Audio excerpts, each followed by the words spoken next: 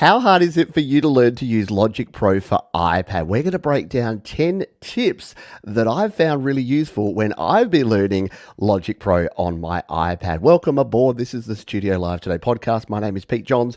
On this channel, we try to help you create, record, and release your best music through tips and tricks and tutorials and this weekly podcast. And this week, we are in Logic Pro for iPad again because due to popular demand, you folks wanted some tips for how to transition. If you've been using a different DAW, if you've been coming in from GarageBand, even from Logic on Mac, there are some differences, and that's what we're going to cover in this one here today. So I got 10 tips for you. There'll be timestamps in the description so you can jump around to your heart's content. And I've even got a bonus tip or two right at the end. So if you want to hang around, that'd be something that you can choose to do. Let's start with some very general advice, shall we? When you're approaching something new, when you're starting to use something like Logic Pro for iPad, use the presets, use the default settings wherever you can. There's a whole bunch of stuff under the hood and it can get overwhelming. You can think, oh my goodness, there's so much things. There's the beat breaker, there's the step sequencer, there's all these different types of tracks. I don't know how to use any of these. The drummer has so many more options. There's so many more audio patches and instruments. What am I going to do? Guess what? Don't have to use any of them. You don't have to use any of the additional features. You can choose to use them. You can learn them in the future. But if you're getting started, just dive in and use what's familiar, and then you can expand over time. You don't have to boil the ocean with anything in life, especially learning a new piece of software like Logic Pro. Let's dive into the tips that we have here, though. Number one, this is in no particular order, but number one is your display setup. So there's some hidden things. I'm showing a video version here. If you're on the audio version, I'll explain as best I can. But you can actually customize a whole lot about Logic Pro. You can customize your track header, for instance, so that you can actually show your track freezing, your track on and off, and especially your input monitoring. This got me when I started with Logic Pro for iPad. I couldn't work out how to show my monitoring, which was important because I ended up monitoring every track, and then it was sounding terrible. So I worked out that if you go in, you can actually customize your track header and you can turn on the monitoring option to be able to see it there. I also worked out that when you're zooming in, you lose your volume. So if you zoom in so that your tracks are too squashed and you've only got the little dot instead of your volume fader, just zoom back out and your volume fader will magically reappear. That took me a while. That took me too long. I don't want to admit how long it took me to work that one out. There's also other things that you can do in your settings. So you can go into the settings, you can customize your control bar, which means you can add things like your rewind and your forward button. You've got display options in there and modes where you'll find things like the guitar tuner, the sync, and the low latency monitoring if you're regularly turning those on. So while I say leave everything on its default, that's a few little places where you just may want to add a few things in that may give you a little bit of familiarity with perhaps systems that you've used in the past. Let's move on to number two. That is importing. Now, importing stuff. You might be looking around in Logic Pro for iPad going, how the heck do I import my own sounds? Well, it's actually different from pretty much anything else that you might be using. And the way to actually import your sounds in Logic Pro is to go to your Files app. So you actually need to open up your Files app and you need to use something on the iPad like the slide over so that you can actually have your Files app being shown at the same time as Logic Pro. Now, I've got a video. If you're listening to the audio version, I've got a video showing exactly how to do this. So we won't go into detail with it here right now. But basically, you drag and drop directly from your Files app into your Logic Pro project, and then you can use that file. And this works for audio files and MIDI files and all sorts of files. So you can import your files, but you need to use the Files app. You can't actually import them from within Logic Pro for iPad, which seems a bit not intuitive. And I got to admit, I would love there to just be a little button that says import file, and you throw it in there and you're good to go. The other thing that may trip you up when you start out is setting up your audio interfaces. So if you've got an audio interface or a guitar interface or something you've plugged in, where's the settings? How do you set this stuff? Well, you can set your default settings in the settings, funnily enough. So you can go up to the top right in Logic Pro for iPad, go to your settings and go into your audio settings there. That's where you can set your overall input and your output. So if you're using a Steinberg, a Focusrite, a Behringer, an iRig, whatever you're using, you can actually set that in there. There's a bunch of other useful settings in there, but again, don't go nuts because until you need them, you don't really need to learn about them. Leave it on the default, come back and try it again later. But at the track view, it can be a little bit challenging as well. So if you're setting up a new track and you want to work this out, there's a couple of ways to do it. You can either do it by tapping on the three dots when you're setting up, say, an audio track, and that will bring you in and let you select the format, mono or stereo, and the channel as well. So you can decide on if it's a 2-channel or a 4-channel interface. You can decide what channel you're going to be using and even set your input monitoring there. If you've already created the new track and you want to actually change it, well, then that's where you can use your little fader icon, which is the one in the bottom left, third from the left. So that'll bring up your fader, and you'll notice at the very top of that fader, if you're playing around at home, that there is a setting there that you can set the input and the output for that specific channel. So that will give you the opportunity to change it at that level. What about sends and buses? If you've jumped into the mixer here, you would have seen that Logic Pro for iPad has aux sends, it has buses, you can set up a reverb bus, you can do track groups, you can do all sorts of funky stuff. But guess what? You don't have to. And I know it's sounding like I'm using avoidance, and look, that is my natural style, to avoid things. But while you don't need them, you know when you need to use them. And look, sends and buses and auxes are great. They're a great way to set up a reverb and send a little bit of different tracks to your reverb, but they're not essential. And if you don't find that they're going to work for your workflow right now, don't use them. Learn the rest of the interface and then go back and explore sends and buses. And in fact, we'll take a quick detour here because that's a great point that Logic Pro for iPad has some great help. If you tap in the top right on the little question mark icon just next to the settings, you can go to the lessons. There's some amazing lessons in there that can help you learn a bunch of stuff about Logic Pro. And there's the Logic Pro help there as well, which will take you into the manual, 940 pages of goodness. We've got a series coming up soon where I'll be reading the full manual. So if that sounds like it's good for you, make sure you're subscribed to Studio Live today and you'll get those delivered straight to yourself. What about plugins? I've been getting this question a lot and I struggled with it to begin with because GarageBand and other platforms have very simple ways of setting up your plugins. You just go in there, you say, use this audio preset and you're off to the races. And once you start looking at the plugins here in Logic Pro, it's a lot more complex. It's a lot more complicated, but here's a couple of quick tips for you. When you're starting out, presets are your friend. So presets are the one thing I'd get yourself super familiar with. If you go to the browser in the bottom left of Logic Pro for iPad, and then you go to plugin presets, what you'll notice is that when you're actually in a track and you're playing around with a plugin, as soon as you tap on that plugin down the bottom in your plugin section, it will give you all the presets, and every plugin has its own set of presets. So you can actually just use those instead of having to fiddle around. And presets are a good place to start. Even if you add a preset to a plugin, you can then go into that plugin by double tapping on it and you can adjust it. So you can add the preset first and then start tweaking the plugin to get it sounding exactly as you'd like it. So if you're overwhelmed, because let's be honest, the Logic Pro plugins, even the EQ has so many more options than other EQs you may have used before, that it can be overwhelming. And if you're finding yourself getting overwhelmed, pause, go to your plugin presets, throw some presets on there, hear what it sounds like. There's nothing better than using presets to learn how plugins actually work. So go ahead and explore the presets. That's our next tip there. Next up, finding instruments and sounds. This is one that I struggled with to start with, and to be very honest, I'm still struggling with, but there are ways around it, especially if you're coming from GarageBand or other more simple DAWs where everything's just right there. If you want a guitar, you tap on the picture of a guitar. You want a keyboard, you tap on the keyboard. It is different here in Logic Pro, but again, the browser is your friend. So in the bottom left corner, you've got your browser, and if you go into the instrument patches, the very top one there, you can use the search function. I find that this is the easiest way to find things. So if I'm looking for a guitar, I simply go to the search box and I type the word guitar. And then when I hit enter on that one, it's giving me only guitars. So I can tap on the little preview button and it's going to play that guitar and I can use that in my track. If I want, say, only acoustic guitars, I can tap in acoustic and then it's only going to give me the acoustic guitars.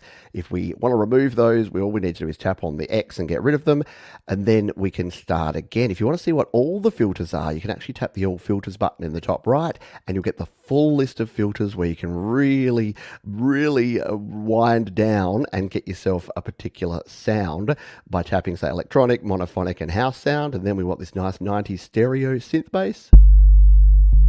Yeah.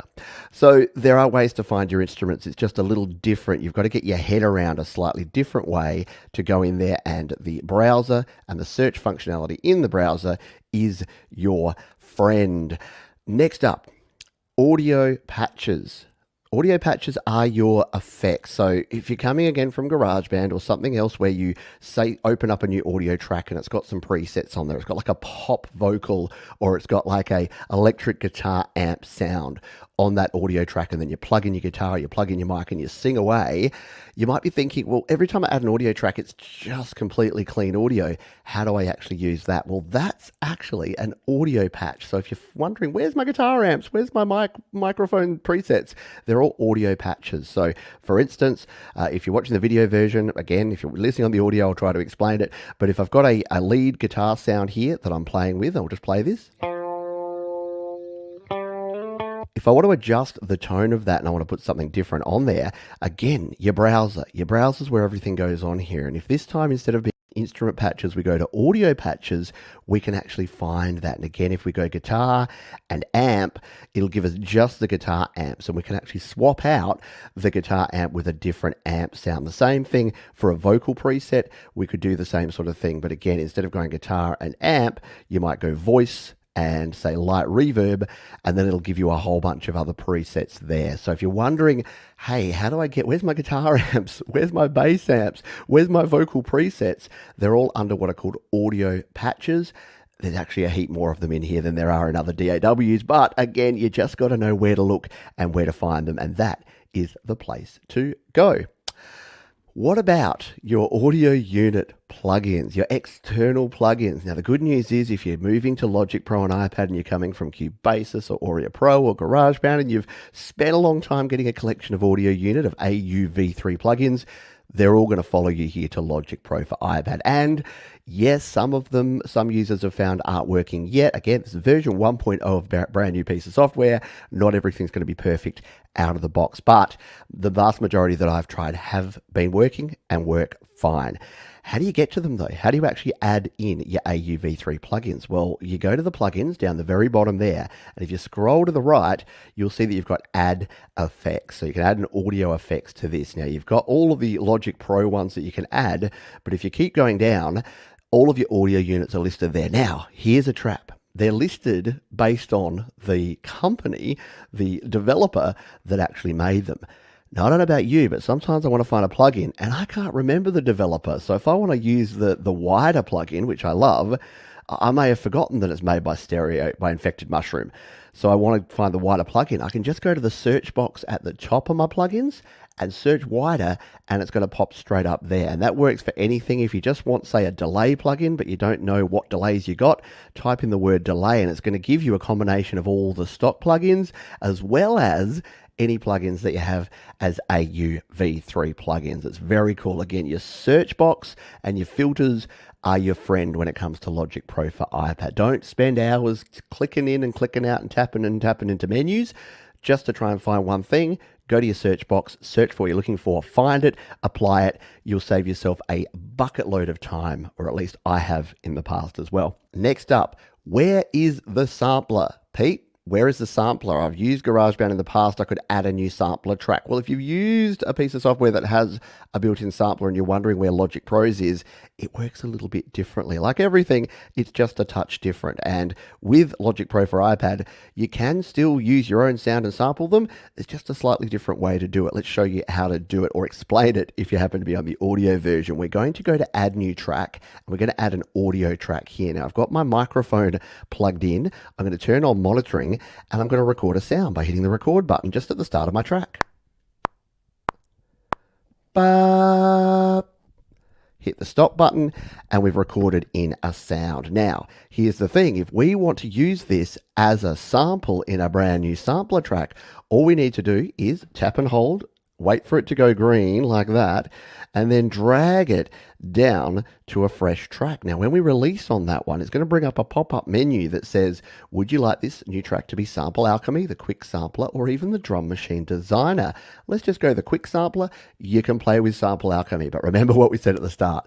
That's a next level of complexity that you may want to explore in the future. If we go into the Quick Sampler by simply tapping Quick Sampler, it's going to bring up a new sampler track. It's going to open up our keyboard, and now we can actually use that sample in our sampler. How cool is that? And there's a lot of options under the hood to change it and adjust it and do all the other things. But if you're wondering, hey, I've just got a sound, I want to sample an instrument, I want to sample my own voice, where is the sampler? There is the sampler. Let's jump on to our number 10 tip here. And this is about exporting. I've had people reach out to me saying, Pete, I've finished my first song and I got no idea how to export it now. Where is the export button? Well, it's probably the least intuitive thing. There is nothing anywhere here, none of your settings, none of your menus, none of your options say export. You know why?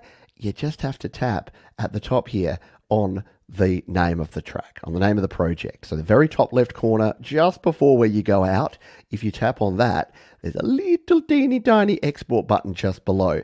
And as soon as you tap that one, all of your export settings will be available to you. And the cool thing about Logic Pro is that you can use compressed or uncompressed audio, but you've got two options there. You can either send it out as a stereo WAV file, or you can export and share it as individual audio files. Yes, you can export it as stems, or I know they're not technically stems, but you can export it as individual stereo WAV files, which is super cool. And there's a bunch of options in there. In fact, I've got a video right here on the channel about how to export and how to share your audio. So if you're interested in that, do check out the additional links or the playlist down in the description, because we've got 10 plus Logic Pro tutorials and videos already, and it's growing literally day by day. So if you're in the future, there's probably 20, 30, 40, 100 by now, because there's a lot of things to learn, and the learning curve, as you've probably heard from this, you know what, we'll finish off in a minute, but is it really that hard? It's not. There's a moderately steep learning curve, but the key is try to stop yourself from going into overwhelm. Don't necessarily dive into things that you don't need to use right now. There's plenty of time to learn those in the future. And these little 10 tips should at least get you a leg up, because if I've been finding them difficult, if I've been frustrated by these, there's a chance that maybe you have as well. So let's give you a couple of bonuses. So you might have noticed throughout this, I've been talking about a bunch of different panels and panes that we've been popping up. The one thing that overwhelmed me early on with Logic Pro for iPad is when I got a whole bunch of stuff going on and I just want to get back to my main window. Well, yes, you can tap on each individual one and they're going to close down one by one. Or the other option is if you double tap anywhere on the bottom bar that's not one of the 7 buttons you have there, it'll actually close everything and go back to your default view. And if you double tap on that bottom bar again, it's going to reopen everything to where you were at. So if you're here, and for those listening in, I'm showing the browser, I'm showing the play surface. Here, I'm showing the sampler. All you need to do to get rid of all of that is just double tap on the bottom section there, and it's going to go away. And the final piece of advice I have for you is that undo is your friend. Undo and redo, in fact, are your friend. And I've said this for GarageBand, I've said this for everything. If you just do something really weird, and it happens to all of us, because you can accidentally move things around and do really weird things that you didn't even think were possible, and you've changed a bunch of stuff and you go, I didn't mean to do any of that. Well, there's a couple of options. If you're using a keyboard, you can use Command and Z or Z, and that will undo. Or the undo button's in your top right corner. It is 2 from the right, or the third one along from the right. You just hit that undo button, and that'll undo any of the horrible damage that you may have done. Where's your redo? Well, there's no redo button, but if you tap and hold on your undo, then you'll get the undo and the redo right there for you. How are you feeling after that? Do you think that Logic Pro for iPad is really hard, moderately hard, or you think you got this? I have faith in you. I think you got this. I think that with a little bit of dedication and with these tips under your belt, you'll be able to approach and attack your Logic Pro projects and create, record, and release some awesome music with Logic Pro. If you'd like to engage with me, there are a heap of ways to do it. StudioLiveToday.com is the best place to go. That's got links to all the social places. You can go to all my GarageBand videos, all the Logic Pro for iPad videos. You can subscribe to the channel, and you can check out the previous episodes of this very podcast. Speaking of the podcast, if you want the audio version, you can subscribe by going to studiolivetoday.com/podcast or using your podcatcher of choice. Just go to Apple Podcasts, Google Podcasts, wherever you happen to listen to your podcasts. Search out Pete John's Studio Live Today, and I'm bound to be there. I hope you enjoyed this one. I hope you got some value. I'd love to hear your comments as well. If you're watching the video version, drop a comment down below. Let me know how you're going with Logic Pro for iPad. And if you have any questions about Logic, guess what? Most of the tutorials I make and most of the content of this one were based on things that you have said to me, as well as my own personal experience. So I'm always happy to hear from you about any challenges you may be having. Thanks again for watching or listening. As we say at the end of each and every show, be kind to yourself, be kind to others, and keep creating. I'll see you soon.